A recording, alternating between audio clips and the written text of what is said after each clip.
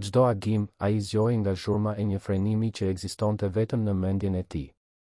A mund t'i shoh foshnjat para se të pranoj? Pyeti e reja që do të ndryshonte gjithçka. Ndërsa shtëpia mbushej me buzëqeshje, ai instalonte kamera të fshehta, duke besuar se kontrolli ishte kujdes. Por kur ajo e zbuloi, mjaftoi një fjalë, "Ti më përgjoje?" Që toka të zhdukej nën këmbët e tij. Nëse kjo histori ju interesoi, mos harroni të abonoheni në kanalin ton dhe na tregoni nga cili qytet po na ndiqni. Tani, vazhdojmë. Agimi në Tiranë mbërrinte gjithmonë në të njëjtën mënyrë për Artan Priftin, me tingullin therrës të një frenimi që ekzistonte vetëm brenda kokës së tij. Syt I haheshin menjëherë, zemra I rrite fort dhe për disa sekonda ai nuk e dinte se ku ndodhej. Vetëm më pas I vinte ndërgjegjja, mizore dhe e përpikt, duke I kujtuar se ishte thjesht një makth. Por dhimbja, ajo ishte e vërtetë. Kishin kaluar 1 vit e 3 muaj që kur Elira ishte larguar papritur, e marrë nga një ngjarje që Artani nuk do të arrinte kur ta emërtonte pa ndier gjoksin t'i çahej. Dhe bashkë me të, atë natë me shi asfalt të lagur, ishte larguar edhe lehtësia që ai mendonte se do ta kishte përgjithmonë. Ajo që mbeti ishin 3 arsye të vogla, të brishta dhe të pafundme në të njëjtën kohë. Luiza, Besa dhe Hana. Trenjake 11 muajshe, me të njëjtët sy kafe si të sëmës, të njëjtën hund të vogël të ngritur lart dhe një detaj që e bënte Artanin të mbytej nga faji sa herë që I shikonte, këmbët e tyre që nuk përgjigjeshin siç duhej. Përplasja që e hoqi Elirën nga kjo botë la shenja të padukshme, por të thella, te 3 foshnjat që ajo mbante në sediljen e pasme. Mjekët ishin të qartë, të prerë, pothuajse të ftohtë. Vajzat do të kishin nevojë për ndjekje të vazhdueshme, fizioterapi intensive dhe ndoshta, vetëm ndoshta, do të arrinin të ecnin një ditë. Por nuk kishte garanci. Artani dëgjoi. Mbajti shënim. Falenderoi. Dhe doli nga ajo zyri I vendosur për të vërtetuar se mjekët e kishin gabim. Ai nuk e pranonte fjalën ndoshta. Nuk pranonte kufi. Dhe, mbi të gjitha, nuk e pranonte idenë se vajzat e tij do të mbanin përgjithmonë shenjat e asaj që ai nuk arriti ta shmangte. Vila në lagjen e bllokut, që dikur ishte plot me të qeshura, muzikë dhe plane, u kthye në një skenë heshtjeje të rëndë. Artani e shndërroi rutinën në protokoll. Gjithçka kishte orar, gjithçka kishte rregull, gjithçka duhej të ishte perfekte. Biberonët përgatiteshin me saktësi ushtarake. Ndërrimi I pelenave bëhej me kronometër. Konsultat mjekësore caktoheshin me muaj përpara. Ai bleu pajisje, punsoi profesionist, e mbushi shtëpinë me burime. Por harroi një gjë thelbësore, të besonte. Kujdestarët nuk zgjasnin. E para u largua pas 2 javësh, duke thënë se presioni ishte shumë I madh. E dyta shpiku një urgjencë familjare dhe nuk u kthye më kurrë. E treta thjesht u zhduk, duke lënë një shënim në frigorifer ku kërkonte falje. E katërta zgjati 4 ditë. E pesta, 3. Artani nuk e kuptonte. Ai paguante mirë, ofronte kushte të shkëlqyera, jepte gjithë infrastrukturën. Çfarë donin më shumë këto gra? Por e vërteta, që askush nuk guxonte t'ia thoshte në sy, ishte e thjeshtë, të punoje për Artan Priftin ishte si të jetoje në vëzhgim të vazhdueshëm. Ai shfaqej papritur, bënte pyetje gjatë gjithë kohës, kontrollonte çdo detaj, dyshonte për çdo lëvizje. Dhe trenjaket, duke ndier tensionin në ajër, bëheshin më të qeta, më të tërhequra, sikur të kishin mësuar shumë herët se bota ishte një vend I rrezikshëm. Ndërkohë, kompania që Artani kishte ndërtuar për gjatë 15 viteve filloi të shkërmoqej në duart e tij. Ortakët kërkonin praninë e tij, kërkonin përqendrim, kërkonin vendime. Besniku, më I afërti, përpiqej të ishte mirëkuptues, por tashmë e kishte humbur durimin. Artan, o burr, duhet të shkëputesh për pak kohë. Na lër neve ta drejtojmë anijen, shko kujdesu për vajzat me mendjen në vend. Fatmiri, më pragmatiku, ishte I drejt për drejt, ose kthehesh seriozisht, ose do të na duhet të marrim vendime pa ty. Dhe Marceli, më I riu, vetëm pëshertinte, I bezdisur nga ajo që ai e quante shumë emocionalitet në mbledhje. Artani e dinte se ata kishin të drejtë. Por si të largohej nga të vetmit 3 njerëz që ende kishin kuptim? Si tua besonte jetën e vajzave të tij të huajve kur ai vet nuk arrinte të flinte pa imagjinuar mijëra tragjedi të ndryshme që ndodhnin brenda shtëpisë së tij? Ishte zonja Marta, fqinja e katit të poshtëm, ajo që I sugjeroi emrin. Është një vajzë këtu në pallat, punon si pastruese, por thonë se ka një dorë të veçantë me fëmijët. Nuk e di nëse do të pranonte, por nuk kushton gjë ta provosh, apo jo. Artani e shënoi numrin e telefonit pa shumë shpresë. Edhe një tjetër. Edhe një tjetër që do të premtonte, do të zgjaste disa ditë dhe do të zhdukej si të tjerat. Kur Anisa gjoni i Raziles mëngjesin tjetër, Artani gati hoqi dorë pa e hapur as derën. Ajo ishte shumë e re, nuk duhej të ishte më shumë se 25 vjeçe. Kishte veshur një palë gjinse të vjetra, por të pastra pa asnjë njoll, një bluzë të bardhë të thjeshtë dhe mbante një çantë të vogël shpine. Flokët i kishte mbledhur në një topuz të shtrënguar, fytyra kishte një shprehje të qetë, pothuajse të ndrojtur. Ajo nuk buzëqeshi menjëherë. Vetëm sa zgjati dorën dhe tha, me një theks nga Korça, "Mirëmëngjes, zoti Artan. Unë quhem Anisa." Zonja Marta më tha se kishit nevojë për ndihmë. Artani e ftoi të hynte, plot dyshim. I shpjegoi rutinën, rregullat, nevojat e vajzave. Anisa dëgjonte gjithçka me vëmendje, tunte kokën, bënte pak pyetje. Kur ai mbaroi, ajo bëri një kërkesë që e kapi Artanin në befasi. Para se të pranoj, do të doja t'i shija foshnjat. Vetëm t'i shoh. Më lejoni? Askush nuk e kishte kërkuar këtë më parë. Artani e çoi në dhomën e trenjakeve. Ishte një hapësirë e gjerë, e ndriçuar, plot me lodra të shtrenjta që askush nuk i përdorte. Të trija ishin zgjuar, të shtrira secila në krevatin e vet, tepër të qeta për fëmijë të asaj moshe. Luiza shikonte tavanin me një seriozitet që të thyente zemrën. Besa mbante dorën e saj të vogël, e shpërqendruar. Hana vetëm sa puliste syt ngadalë, sikur bota të ishte tepër e lodhshme. Anisa u afrua ngadalë, pa bërë zhurmë. Nuk i zgjati krahët menjëherë, nuk e bëri atë zërin e hollë që të rriturit zakonisht përdorin me foshnjat. Ajo thjesht u ul derisa arriti në nivelin e syve të tyre dhe tha, me zë të ulët, "Përshëndetje, vajza. Unë jam Anisa. Mund të rri pak me ju?" Dhe atëherë ndodhi diçka që Artani nuk e kishte parë prej javësh. Luiza ktheu kokën në drejtim të zërit. Besa lëshoi një tingull të vogël, diçka të ngjashme me një të qeshur. Dhe Hana, më seriozja nga të trija, skicoi një buzëqeshje të ndrojtur, të vogël, por të vërtetë. Gjoksi i Artanit u shtrëngua. Nuk ishte xhelozi. Ishte më keq. Ishte frikë. Frikë se ajo vajzë do të arrinte atë që ai nuk e arrinte dot. Frikë se do të kishte nevojë për të. Frikë se do të lidhej me të. Frikë se do të humbiste sërish. Anisa e pranoi punën, po atë ditë do të fillonte të hënën pasardhëse. Atë natë, Artani nuk fjeti.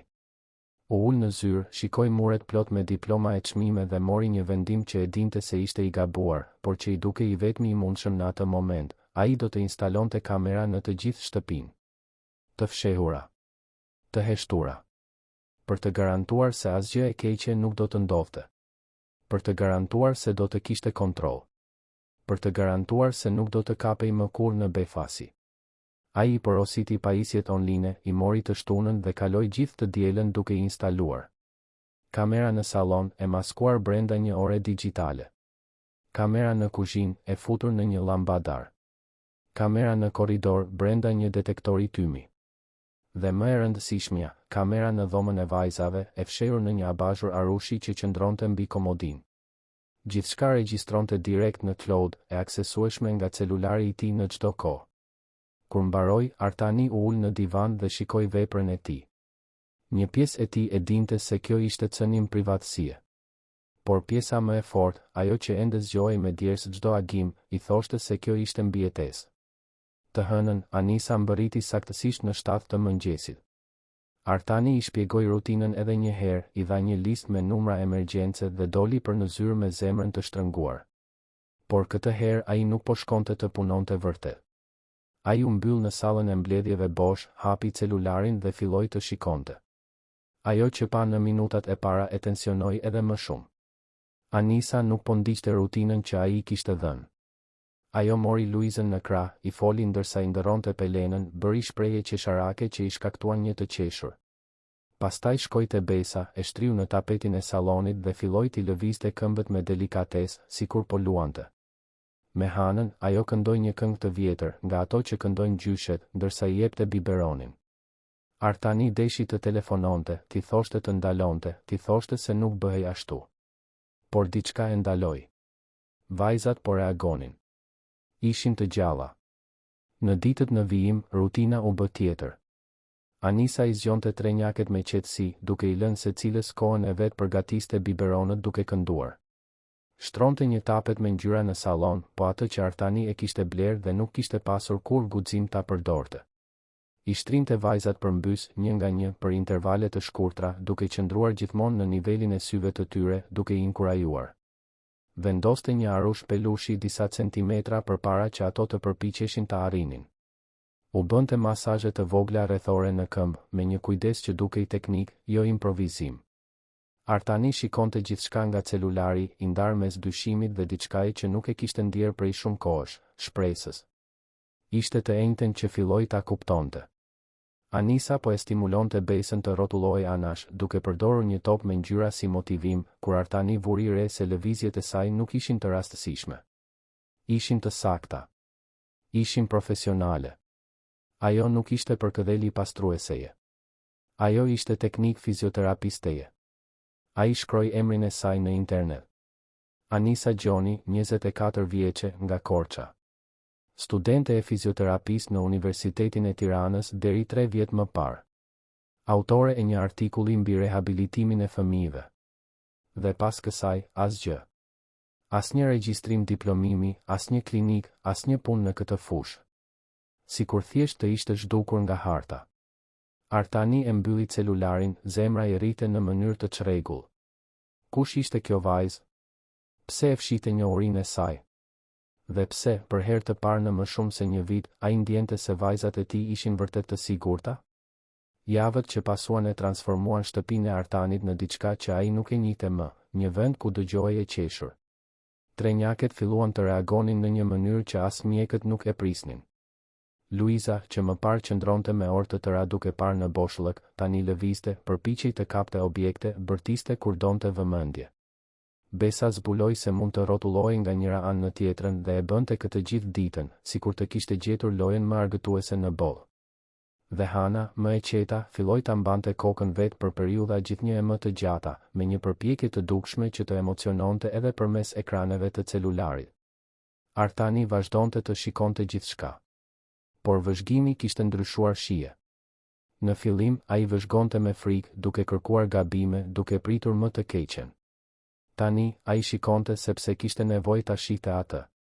Sepse ato skena ishin i vetmi moment i ditës kur ai arrinte të merrte frymë vërtet. Anisa nuk e dinte se po vëzhgohej, dhe ndoshta pikërisht për këtë ishte kaq e natyrshme, kaq e pranishme, kaq e vërtetë. Ajo kishte zakone që Artani i mësoi përmendësh pa e kuptuar. Flitej me vajzat sikur të ishin të rritura, u shpjegonte se çfarë po bënte, u kërkonte leje para se t'i merrte në krah. Këndonte këngë të vjetra popullore, nga ato që flasin për tokën, për shtëpinë, për mallin. Qeshte me zë të lartë kur njëra nga trenjaket bënte diçka qesharake. Dhe qante ndonjëherë kur mendonte se askush nuk po e shihte. Ishin lot të shpejtë që i fshinte me kurrizin e dorës dhe vazhdonte përpara. Por Artani e shihte. Dhe çdo lot i saj e prekte në një mënyrë që ai nuk arrinte ta shpjegonte. Në punë, gjërat po shkërmoqeshin. Besniku i kishte dhënë një ultimatum, ose Artani kthehej seriozisht me mendjen në vend, ose do t'u duhej të rishpërndanin përgjegjësi. Fatmiri tashmë kishte filluar të merrte vendime pa u konsultuar me askën. Dhe Marceli, i lodhur nga tensioni, po shikonte një ofertë nga një kompani tjetër. Artani e dinte se duhej të vepronte, por sa herë që përpiqej të përqendrohej te raportet, kontratat, shifrat, mendja i kthehej në shtëpi. A kishin ngrënë drek vajzat? A ishte mirë Anisa? A kishte arritur Hana ta mbante zilen që ai i bleu? Ishte një të martë, në mes të pasdites, kur Artani mori guximin të kthehej në shtëpi më herët. Ai shpiku një justifikim çfarëdo në zyrë dhe doli pa lajmëruar askën. Kur hapi derën e sallonit, gjeti një skenë që e paralizoi. Anisa ishte ulur në divan me të trija trenjaket që flinin në prerin e saj. Luiza me kokën mbështetur në shpatullën e saj, Besa e kapur pas krahut, Hana me barkun poshtë, duke marrë frymë ngadalë. Dhe Anisa me sy të mbyllur, me një shprehje aq të qetë sa dukej si një pikturë. Artani qëndroi aty në derë pa ditur nëse të hynte apo të qëndronte. Zemra i bënte diçka të çuditshme, diçka mes mirënjohjes dhe dhimbjes. Dhe atëherë Anisa hapi syt, e pa aty dhe përshpëriti, me frikën se mos zgjonte foshnjat, "Më falni, zoti Artan." Ishin të shqetësuara dhe mendova se pak për këdheli do t'i qetësonte. Artani tundi kokën, duke u përpjekur të gjente fjalët. "Nuk ke nevojë të kërkosh falje. Po bën një punë të jashtëzakonshme." Anisa buzëqeshi, një buzëqeshje e ndrojtur, por e vërtetë. "Ato janë të jashtëzakonshme. Çdo ditë e më të forta." Atë natë, pasi Anisa iku, Artani e gjeti veten duke parë dhomën e trenjakeve në një mënyrë tjetër. Ato flinin të qeta, secila në krevatin e vet, me një shprehje paqeje që ai nuk e kishte parë që para tragjedisë. Dhe për herë të parë në më shumë se një vit, Artani arriti të flinte pa u zgjuar në mes të natës. Por paqja zgjati pak. Të premten pasardhëse, Artani ishte në zyrë kur mori një telefonat nga një numër i panjohur. Ishte një grua që u prezantua si ish kolege e Anisës nga fakulteti. Zëri i saj ishte i ngarkuar me diçka mes shqetësimit dhe thashë themit, "Dëgjoj, nuk e di nëse është puna ime, por mora vesh që Anisa po punon në shtëpinë tuaj dhe mendoj se duhet të dish disa gjëra për të." Stomaku i Artanit u përdrodh. "Çfarë gjërash?" Gruaja mori frym thellë. Anisa ishte studentja më e mirë e kursit. Të gjithë e dinin se do të bëhej një fizioterapiste e shkëlqyer. Por pastaj prindërit e saj ndëruan jetë papritur në një aksident me makinë dhe asaj ju desh t'i linte të gjitha për t'u kujdesur për vëllain e vogël. Ai kishte një problem neurologjik, nuk ecte, kishte nevojë për kujdes të vazhdueshëm. Ajo u kujdes për të vetëm për gati një vit. Dhe kur ai u nda nga jeta, ajo sikur u zhduk. Askush nuk e pa më në fakultet, askush nuk e dinte se ku ishte. Mendoj se i ka mbetur një traumë, e kupton? Nga kujdesi për fëmijët me aftësi të kufizuara. Thjesht doja që ta dije këtë. Nuk e di nëse është mirë që ajo të jetë pranë vajzave tuaja. Artani e mbylli telefonin me dorën që i dridhej. Zbulimi i gjithë kësaj në të njëjtën kohë ishte tepër. Anisa kishte humbur prindërit. Ishte kujdesur për një vëlla të sëmur vetëm. E kishte lënë ëndrrën për t'u bërë fizioterapiste. Dhe tani ishte në shtëpinë e tij, duke u kujdesur për 3 foshnja me lëvizshmëri të kufizuar. Pse? Për para? Për faj? Për një lloj shpengimi që ai nuk e kuptonte? Ai u kthye në shtëpi atë ditë me gjoksin plot pyetje. Gjeti Anisën në kuzhinë duke përgatitur darkën e vajzave. Ajo këndonte me zë të ulët duke përzier puren me një lugë druri. Kur pa Artanin, ajo buzëqeshi, por buzëqeshja ju shua kur vuri re shprehjen e tij. "Anisa, duhet të flasim." Ajo e fikur zjarrin, fshiu duart në një pecet dhe u kthye nga ai me fytyrën të zbehë. "Ka ndodhur gjë me vajzat?" "Jo. Vajzat janë mirë. Por duhet të di diçka." "Pse nuk më the që ke studiuar fizioterapi?" Heshtja që pasoi ishte e rëndë. Anisa uli kokën, duart i shtrëngonin pecetën sikur të ishte një litar shpëtimi. Kur më në fund foli, zëri i doli i ulët, pothuajse një përshpërim, sepse kisha frikë se nuk do të më punësonit po ta dinin. "Por pse nuk do të punësoja? Ky është një avantazh." "Jo, zoti Artan. Nuk është." Ajo ngriti kokën dhe syt i kishte plot me lodh. "Unë e lash fakultetin. Nuk u diplomova. Nuk kam diplom, nuk kam licencë, nuk kam asgjë. Dhe e lash sepse dështova." Artani bëri një hap përpara, zëri i doli më i bull. "Çfarë do të thuash me dështova?" Dhe atëherë Anisa i tregoi gjithçka. Prindërit që vdiqën në një aksident kur ajo ishte në vitin e fundit të fakultetit. Vëllai i vogël 8 vjeçar, Vini, që kishte paralizë cerebrale dhe varej prej saj për gjithçka. Si i la studimet, mori të gjitha paratë që lanë prindërit dhe ju përkushtua tërësisht djalit. Si aplikonte tek ai gjithçka që mësonte në fakultet, duke i bërë ushtrime, duke stimuluar lëvizjet, duke besuar se do të arrinte ta bënte të ecte. Si e fajsonte veten sa herë që ai qante nga dhimbja, për çdo natë që ai kalonte keq, për çdo premtim që ajo bënte dhe nuk arrinte ta mbante. Ai ishte aq i vogël, aq i brish. Dhe unë u betova se do ta bëja të ecte, zoti Artan. U betova. Por ai nuk e përballoi dot. Ai u largua shumë herët dhe unë nuk arrita ta shpëtoja. Artani ndjeu gjoksin t'i shtrëngoi. Anisa, ti ishe një fëmijë. Bëre atë që munde. Unë bëra atë që dija. Dhe nuk ishte mjaftueshëm. Ajo fshiu lotët me kurrizin e dorës. Kur pash njoftimin tuaj që kërkoni dik për t'u kujdesur për foshnjat tuaja, lexova se ato kishin vështirësi në lëvizje dhe mendova se ndoshta mund të bëja ndryshe këtë herë. Ndoshta mund të arrija me to atë që nuk e arrita me Vinin. E di që është egoiste, e di që nuk është e drejtë, por kisha nevojë të provoja. Kisha nevojë të dija nëse mund të ndihmoja. Artani qëndroi në heshtje për një moment të gjatë. Pastaj, ai bëri diçka që i befasoi të dy, zgjati dorën dhe i preku shpatullën në një gjest të ngathët, por të sinqertë. Ti nuk je egoiste, Anisa. Ti je personi më bujar që kam njohur ndonjëherë. Dhe vajzat e mia janë të gjalla, po përparojnë, janë të lumtura për shkakun tënd. Anisa e shikoi me sy të zgurdulluar. Ju nuk jeni i zemëruar? I zemëruar? Unë jam plot mirënjohje. Atë natë, pasi Anisa iku, Artani u ul në divan dhe hapi celularin. Hapi aplikacionin e kamerave, siç bënte çdo natë, por këtë herë jo për të vëzhguar. Ishte për të kuptuar. Ai shikoi përsëri videot e vjetra, pa Anisën duke u masazhuar këmbët vajzave me një teknikë që tani e njihte si profesionale. E pa atë duke stimuluar reflekset, duke forcuar muskujt, duke punuar ekuilibrin.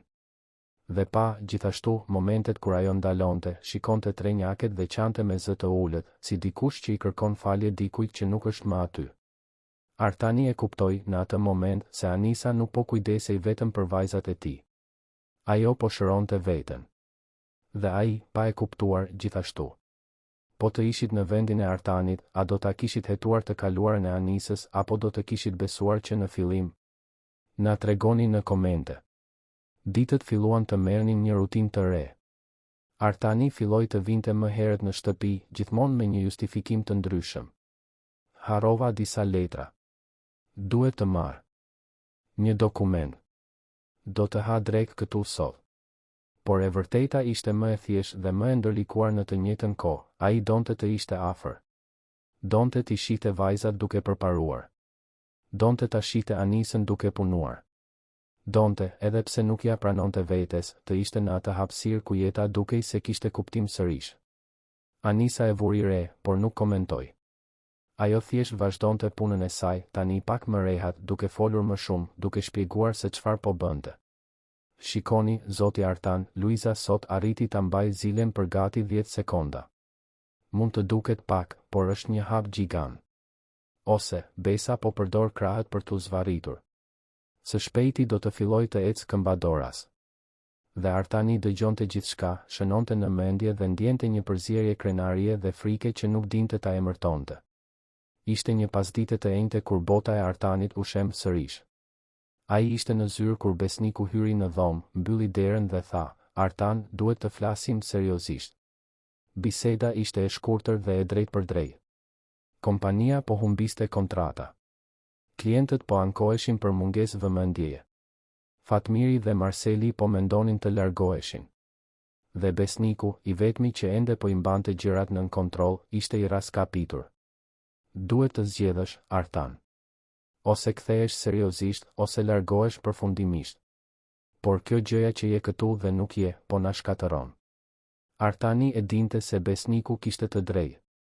Por si të zgjidhte mes kompanisë që ai ndërtoi dhe vajzave që ishin arsyeja pse ai ishte ende gjallë? Si ta ndante zemrën në mes dhe të shtirej se ishte i plot?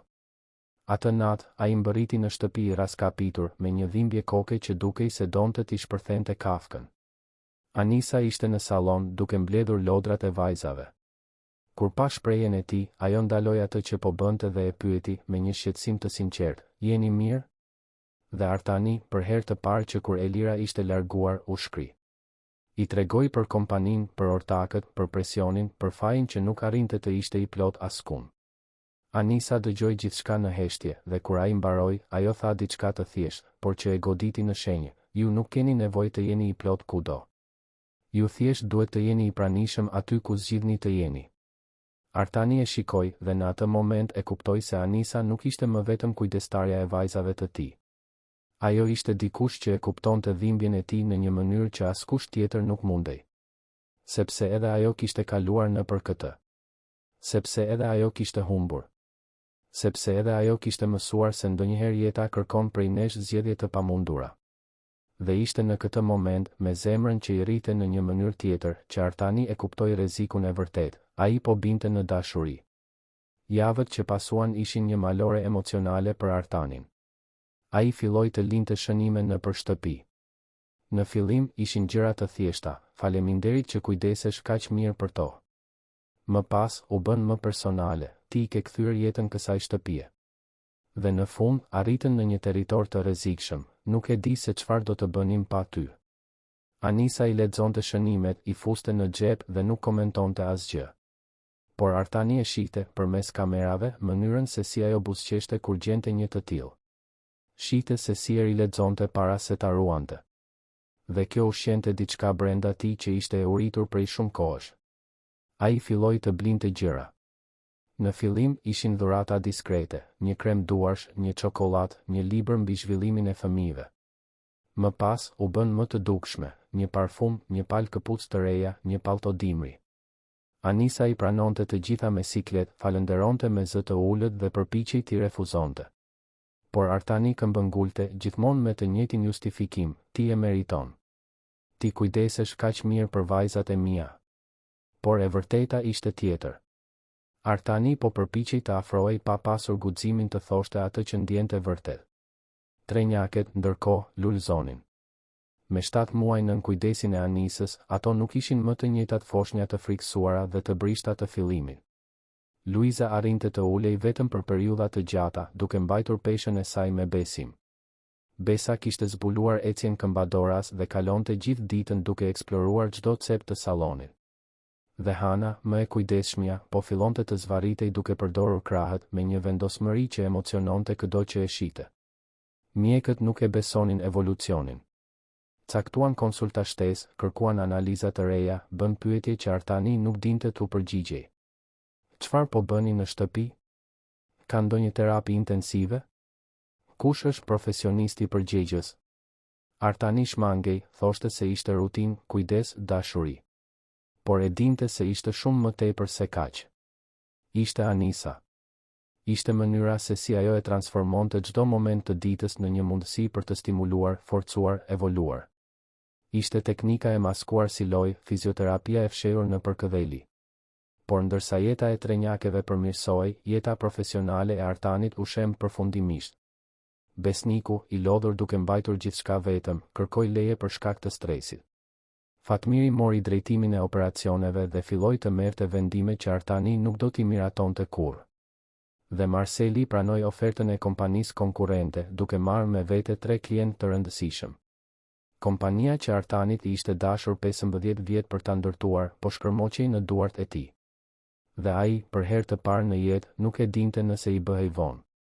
Ishte një të premte, në fund të pasdites, kur gjithçka ndryshoi. Artani ishte kthyer në shtëpi më herët, siç bënte gjithmonë kohët e fundit. Gjeti trenjaket duke fjetur në krevatet e tyre dhe Anisën në sallon duke organizuar lodra. Ai ul në divan, i raskapitur, dhe para se të mund të kontrollohej, tha diçka që e kishte mbajtur prej javësh: Anisa, duhet të bëj një pyetje. Ajo ndaloi atë që po bënte dhe u kthye nga ai me vetullat e ngrysura. Urdhëroni, zoti Artan. A ke ndërmend të qëndrosh këtu me ne për një kohë të gjatë? Anisa qëndroi në heshtje për disa sekonda, sikur po i maste fjalët. Nuk e di, zoti Artan. Do të doja. Por nuk e di nëse mundem.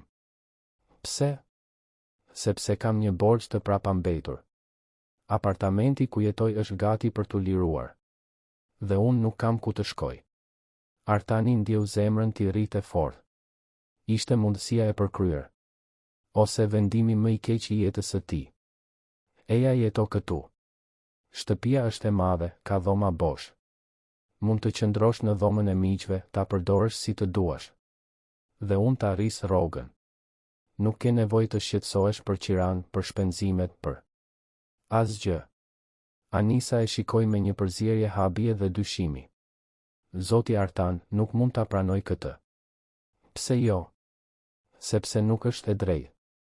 Unë jam e punësuar këtu. Nuk jam pjesë e familjes. Artani bëri një hap përpara, zëri i doli më intensiv se sa e kishte ndërmend. Por ti je pjesë e kësaj familjeje, Anisa. Vajzat të duan. Ato të therasin mama. Dhe unë kam nevojë për ty këtu. Heshtja që pasoi ishte e ngarkuar me gjithçka që nuk po thuaj. Anisa e shmangu shikimin, faqet ju skuqen. Zoti Artan, mendoj se jeni i hutuar. Keni shumë kohë vetëm, jeni i lodhur, jeni. Unë jam i dashuruar. Fjalët dolën para se Artani të mund t'i mbante. Dhe pasi u than, nuk kishte më kthim pas. Anisa zgurdulloi syt, bëri një hap prapa, frymëmarrja i ngeci. Ju nuk e dini se çfarë po thoni. Unë e di saktësisht se çfarë po them. Unë u dashurova me ty, Anisa. Për mënyrën se si kujdesesh për vajzat e mia, për mënyrën se si I ktheve jetën kësaj shtëpie, për mënyrën se si më bën të dua të zgjohem në mëngjes. Dhe e di që është e ndërlikuar, e di që është shumë herët, e di që ti mund të mos ndjesh të njëjtën gjë. Por duhej të ta thoja. Anisa tundi kokën, syt plot me lodh. Nuk mundem, Zoti Artan. Nuk mund ta bëj këtë. Unë nuk jam e mjaftueshme. Unë nuk jam gruaja e tij, nuk jam nëna e vajzave tuaja, nuk jam gjë tjetër veç se një pastruese që nuk mbaroi dot as fakultetin. Artani shkoi drejt saj, I kapi shpatullat me delikatesë. Ti je gjithçka. Ti je personi më I jashtëzakonshëm që kam njohur ndonjëherë. Dhe unë nuk po të kërkoj të zëvendësosh askën. Po të kërkoj një shans për të ndërtuar diçka të re. Në atë moment, njëra nga trenjaket filloi të qante në dhomë. E qara e Hanës, e pagabueshme. Anisa u shkëput nga prekja e Artanit, fshiu lotët me nxitim dhe tha me zërin që I dridhej, duhet të kujdesem për të. Artani mbeti aty, në mes të sallonit, zemra I rrite në mënyrë të çrregull. Ai sapo ishte deklaruar dhe nuk e dinte nëse kishte bërë gabimin më të madh të jetës apo nëse më në fund kishte bërë gjën e duhur. Atë natë, pasi Anisa I vuri trenjaket në gjumë dhe I kupa e parë mirë Artanin, ai ul në divan dhe hapi celularin. Hapi aplikacionin e kamerave, siç bënte gjithmonë, por këtë herë me një peshë tjetër në gjoks. Shikoi videot e ditës, pa Anisën duke u kujdesur për vajzat me përkëdhelinë e zakonshme, pa momentin kur ajo gjeti shënimin që ai kishte lënë në frigorifer, pa buzëqeshjen e ndrojtur që ajo skicoi. Dhe atëherë e kuptoi absurditetin e asaj që po bënte. Ai po binte në dashuri me një grua që e vëzhgonte fshehurazi. Po ndërtonte ndjenja mbi një gënjeshtër. Po cënonte privatësinë e personit që thoshte se e donte. Artani e mbylli aplikacionin, e hodhi celularin në divan dhe shtrëngoi duart në fytyrë. Në çfarë ishte shndërruar? Kur mbrojtja ishte kthyer në obsesion? Kur frika ishte kthyer në kontroll? Të shtunën pasardhëse, Anisa mbërriti më vonë se zakonisht. Kur I ra ziles, Artani vrapoi për të hapur dhe e gjeti me sytë e enjtur me një valigje të vogël në dorë. Më falni për vonesën, Zoti Artan. Më nxorën nga shtëpia sot në mëngjes. Erdha të marr gjërat e mia, nuk do të mund të vazhdoj të punoj këtu. Artani ndjeu tokën të ikte nën këmbë. Çfarë? Anisa, jo. Nuk mund të ikësh. Më duhet. Më duhet të zgjidh jetën time. Dhe më duhet distancë. Për shkak të asaj që thash. Anisa e shmangu shikimin. Për shkak të shumë gjërave. Artani deshi të këmbëngulte, të lutej, të bënte çdo gjë për ta bindur të qëndronte. Por para se të mund të thoshte diçka, ai dëgjoi një tingull të çuditshëm që vinte nga salloni. Një bip I ulët, I shpejt.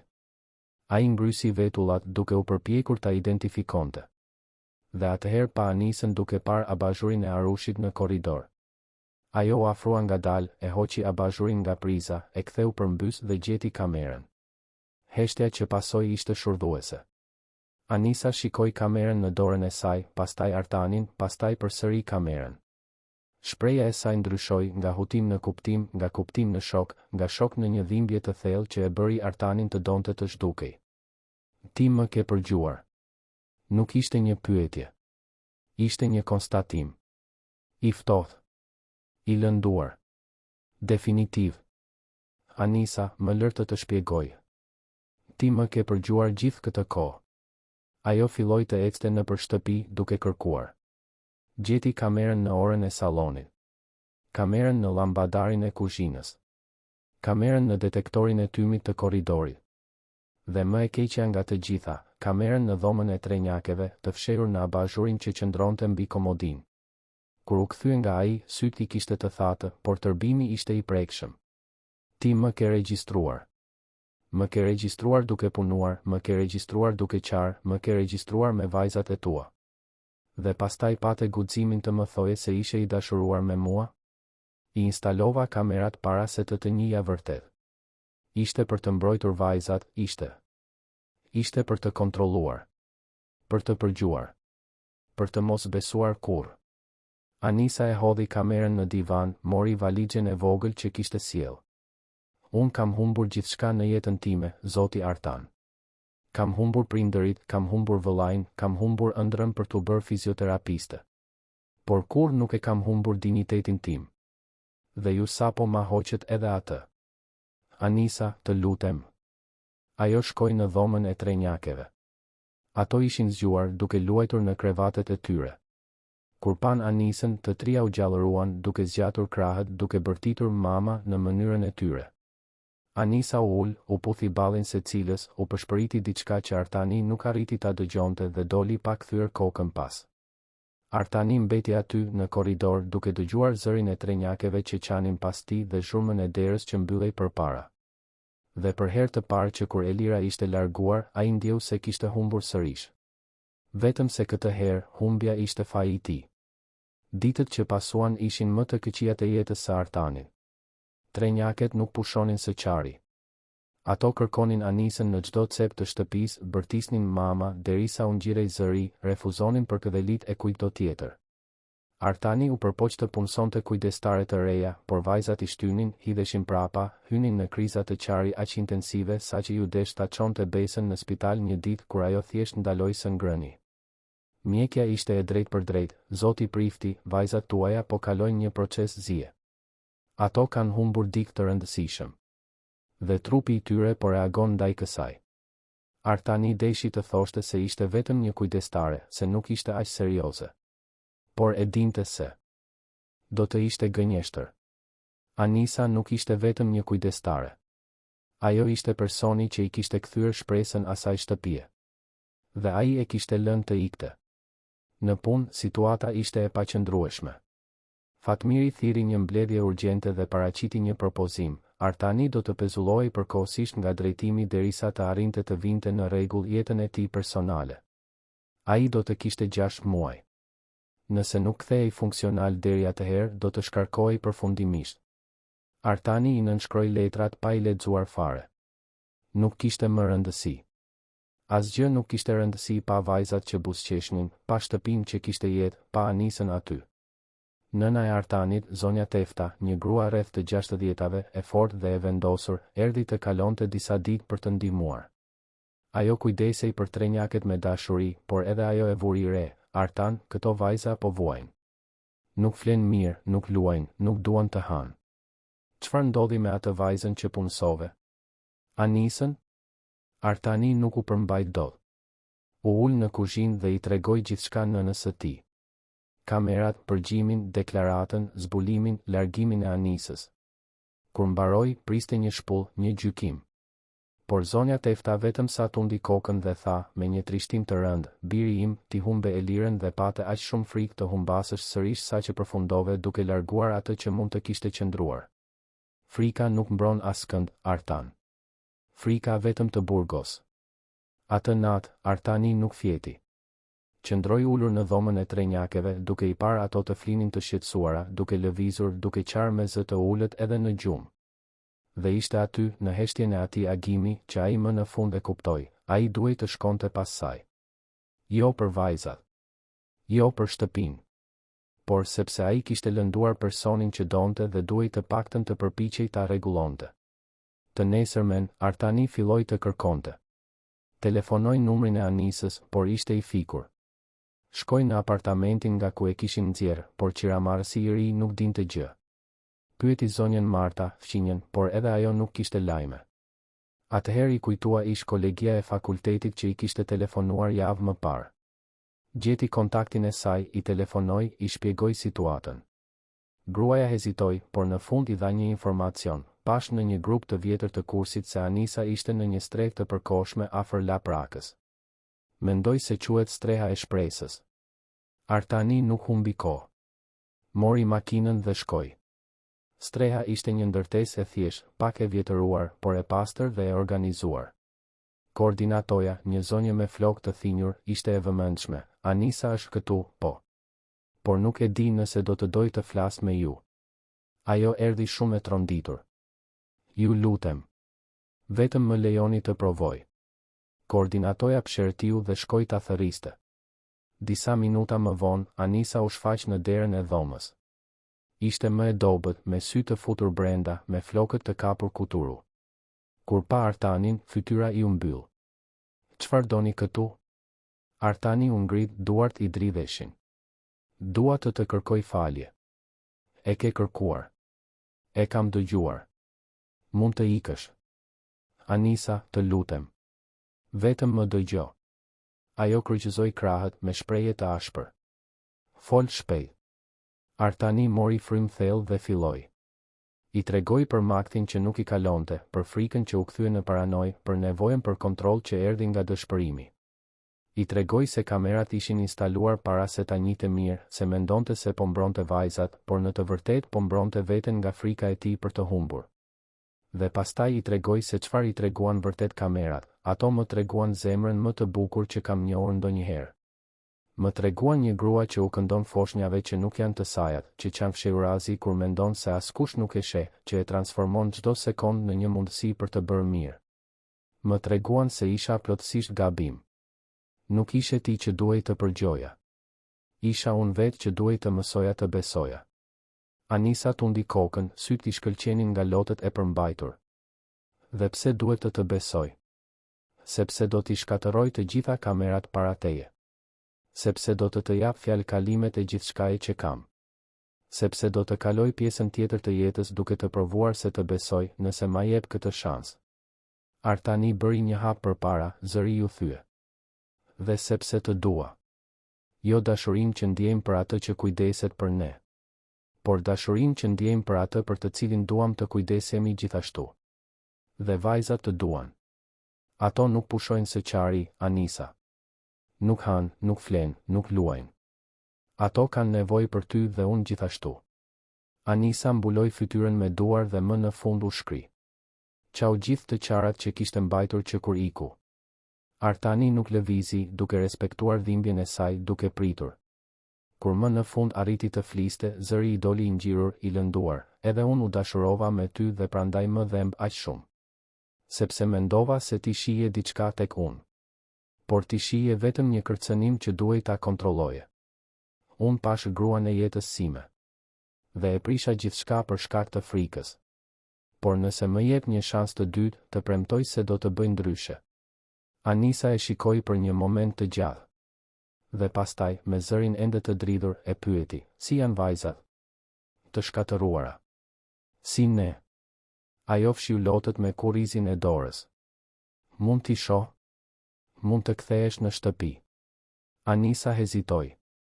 Nuk e di nëse mund të besoj sërish. Atëherë do të më duhet ta meritoj besimin tënd. Çdo ditë. Derisa të besosh. Atë natë, Anisa u kthye në shtëpi. Artani i kishte kërkuar nënës së tij të qëndronte me trenjaket në sallon. Kur Anisa hyri, të trija ishin në tapet të qeta, sikur të kishin hequr dorë së prituri. Por kur e pan atë, ishte sikur e gjithë bota u ndes menjëherë. Luiza filloi të bërtiste, duke u zvarritur me krah sa më shpejt që mundej. Besa eci këmbadoras duke u penguar, duke qarë e duke qeshur në të njëjtën kohë. Hana u mbështet në divan, bëri forcë me këmbët që ishin ende të dobëta dhe qëndroi në këmbë për sekonda të pafundme, vetëm për të provuar të arrinte tek ajo. Anisa u gjunjëzua në dy sheme dhe i përqafoi të trija njëherësh, duke qarë bashkë me to, unë jam këtu, dashuritë e mia, unë jam këtu dhe nuk do të iki më. Artani e shikoi atë sken nga ana tjetër e sallonit, zemra i ishte shtrënguar nga mirënjohja dhe faji. Zonja Tefta erdhi tek ai, i preku shpatullën e birit dhe i pëshpëriti, tani rindërto atë që theve. Me kohë, me durim, me dashuri. Po atë natë, pasi trenjaket fjetën, Artani mblodhi të gjitha kamerat që kishte shpërndar në për shtëpi. I vendosi të gjitha mbi tavolinën e sallonit, mori një çekiç dhe thiri Anisën. Dua ta. Shohësh këtë. Dua të dish se mbaroj. Pa sekrete. Pa përgjim. Vetëm besim. Dhe pastaj, një nga një, ata i shkatëruan pajisjet. Çdo goditje e çekiçit dukej se thyente edhe muret që Artani kishte ndërtuar rreth zemrës së tij. Kur mbaruan, salloni ishte plot me rënoja dhe të dy ishin kapur për dore, të ndotur nga pluhuri, por më të lehtë. Ishte aty, në mes të asaj rëmuje simbolike, që ndodhi puthja e parë. Nuk ishte e përsosur, nuk ishte kinematografike. Ishte e vërtetë. Ishte e ngarkuar me falje, me shpresë, me frikë dhe me guxim në të njëjtën kohë. Në javët që pasuan, Artani mori vendime që ndryshuan gjithçka. Ai vendosi të paguante që Anisa të mbaronte fakultetin e fizioterapisë. Ajo pranoi, por me një kusht, që ata ta ndërtonin marrëdhënien në kohën e tyre, pa nxitim, pa presion. Që besimi të rifitohej ditë pas dite. Artani ra dakord. Trenjaket vazhduan të përparonin. Anisa u kthye me rutinën e ushtrimeve të maskuara si lojra dhe rezultatet ishin të dukshme. Luiza tashmë ulej vetëm për periudha të gjata dhe filloi të përpiqej të qëndronte në këmbë duke u mbajtur pas mobiljeve. Besa ecte këmbadoras në përgjithë shtëpinë me një shpejtësi mbreslënëse. Dhe Hana, gjithmonë e vendosur, zvarritej me krah gjithnjë e më të fortë. Artani e reduktoi ngarkesën e punës në kompani. Besniku u kthye nga leja dhe të dy biseduan seriozisht për rishpërndarjen e përgjegjësive. Fatmiri pranoi të drejtonte projekte vetëm, për sa kohë që Artani ishte i disponueshëm për vendime strategjike. Dhe Marceli, që ishte larguar, telefonoi muaj më vonë duke kërkuar të kthehej, i impresionuar nga kthesa që po merrte kompania. Vila, që dikur ishte një mauzole heshtjeje dhe frike, u kthye në një shtëpi të zhurmshme. Kishte muzikë, kishte të qeshura që kumbonin, kishte jetë që vërshonte nga çdo cep. Zonja Tefta vizitonte çdo javë, duke sjellë gatime dhe urtësi. Dhe Anisa, që dikur ishte vetëm kujdestarja, u bë pjesë thelbësore e asaj familjeje. Në ditëlindjen e dytë të trenjakeve, Artani organizoi një festë të vogël në shtëpi. Pak të ftuar, shumë tullumbace, një tortë e thjeshtë por plot dashuri. Anisa sapo ishte diplomuar në fizioterapi po atë javë dhe diploma e re ishte vendosur në një kornizë në mur, me dedikimin, për vinin që më mësoi se dashuria nuk shkon kurrë dëm.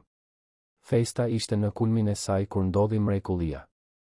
Luiza, që tashmë qëndronte në këmbë duke u mbajtur pas mobiljeve prej javësh, lëshoi duart nga divani, shikoi Anisën në anën tjetër të sallonit dhe bëri hapin e parë vetëm. Pastaj të dytin. Pastaj të tretin. Kur më në fund arriti në krahët e Anisës, e gjithë shtëpia shpërtheu në duartrokitje dhe lodh. Besa, konkurruese edhe në rikuperim, pa motrën duke ecur dhe vendosi se edhe ajo mundej. U mbështet në tavolinën e kafes, bëri forcë dhe bëri 4 hapa të lëkundur derisa ra duke qeshur në krahët e të atit. Hana, më kokforta, shikoi 2 motrat, ngrysi ballin me vendosmëri dhe gjithashtu u ngrit. Hapat e saj ishin më të pasigurt, më të ngadalë, por ajo arriti tek zonja Tefta me një buzëqeshje fitoreje që e bëri gjyshen të shkrijej në lodh. Artani shikoi Anisën, 3 vajzat që ecnin nëpër sallon, nënën që qante nga lumturia dhe ndjeu se më në fund kishte leje të ishte i lumtur sërish. Nuk ishte lumturia që kishte para tragjedisë. Ishte tjetër. Një lumturi e ndërtuar mbi rënoja, mbi falje, mbi rifillim. Ishte në atë moment, me sallonin plot jetë, që Artani u gjunjëzua para Anisës. Nuk kishte unas të shtrenjtë, nuk kishte përgatitje të hollësishme. Kishte vetëm të vërtetë. Anisa, ti tashmë je nëna e tyre. Ato të zgjodhen ty dhe unë gjithashtu të zgjedh ty çdo ditë, çdo orë, për pjesën tjetër të jetës. Martohesh me mua? Anisa e shikoi atë, trenjaket që vraponin të ngathet nëpër sallon, zonjën Tefta që tashmë qante në divan dhe tha po. Një po e lagur nga lotët, një po që mbante peshën e së kaluarës dhe lehtësinë e së ardhmes. Dasma ishte e thjeshtë, e festuar në shtëpi, me pak të ftuar. Trenjaket ishin shoqërueset e luleve, duke hedhur petale shtrembër rrugës. Zonja Tefta ishte dëshmitarja. Dhe kur celebranti i kërkoi Artanit të thoshte betimet, ai tha diçka të thjeshtë, por që përmblidhte gjithçka: "Unë premtoj të besoj. Unë premtoj të jem i pranishëm. Unë premtoj se kur më nuk do ta lë frikën të vendos për mua." Anisa hapi klinikën e vogël të fizioterapisë për fëmijë një vit më vonë.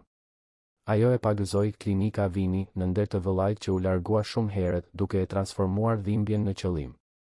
Artani e ndihmoi me strukturën, por ajo që e drejtonte gjithçka ishte ajo.